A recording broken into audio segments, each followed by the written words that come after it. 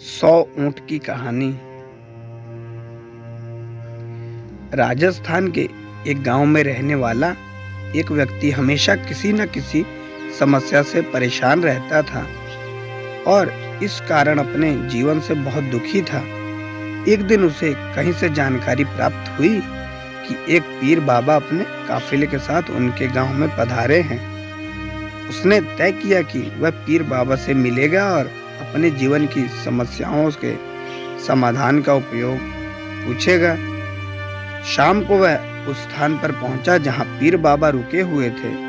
कुछ समय प्रतीक्षा करने के उपरांत उसे पीर बाबा से मिलने का अवसर प्राप्त हो गया। वह उन्हें प्रणाम कर बोला, बाबा, मैं अपने जीवन में एक के बाद एक आ रही समस्याओं से बहुत परेशान हूँ।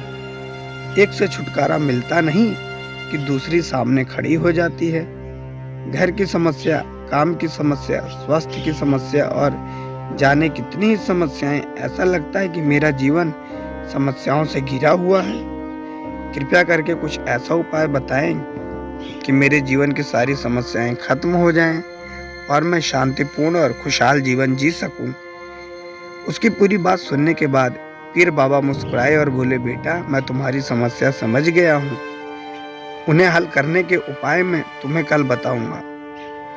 इस बीच तुम मेरा एक छोटा सा काम कर दो।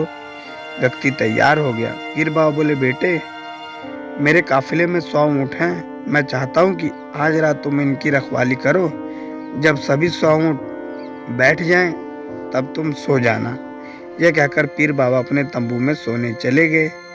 व्यक्ति ऊँटों की देखभाल करने चला गया। अगली सुबह पीर बाबा ने उसे बुलाकर पूछा, बेटा, तुम्हें रात को नींद तो अच्छी आई ना? कहाँ बाबा, पूरी रात में एक पल भी के लिए नहीं सो सका।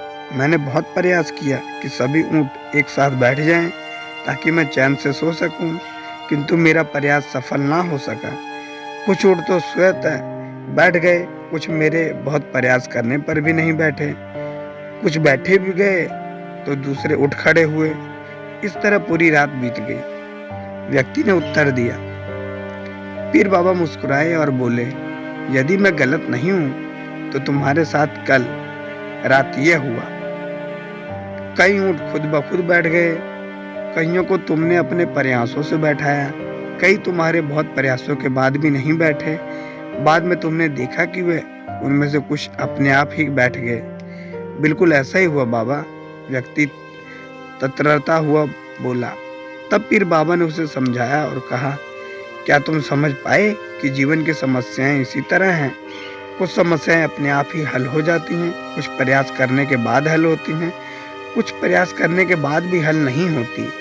उन समस्याओं को समय पर छोड़ दो, समय आने पर वे अपने आप ही हल हो जाएंगी।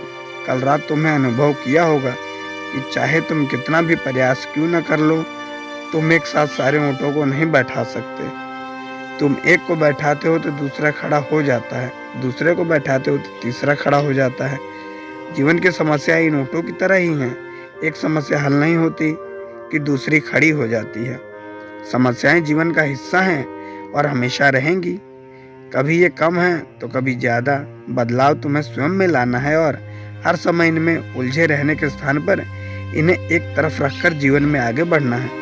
व्यक्ति को पीर बाबा की बात समझ में आ गई और उसने निश्चय किया कि आगे से वह कभी अपनी समस्याओं को खुद पर हावी होने नहीं देगा। चाहे सुख हो या दुख, जीवन में आगे बढ़ता चला जाएगा। तो ये थी हमारी आज की कहानी। आशा करते हैं कहानी आपको पसंद आई होगी। कहानी कैसी लगी अपनी राय कमेंट करके जरूर बताएं। साथ ही वीडियो को लाइक कर दें, दोस्तों को शेयर कर दें।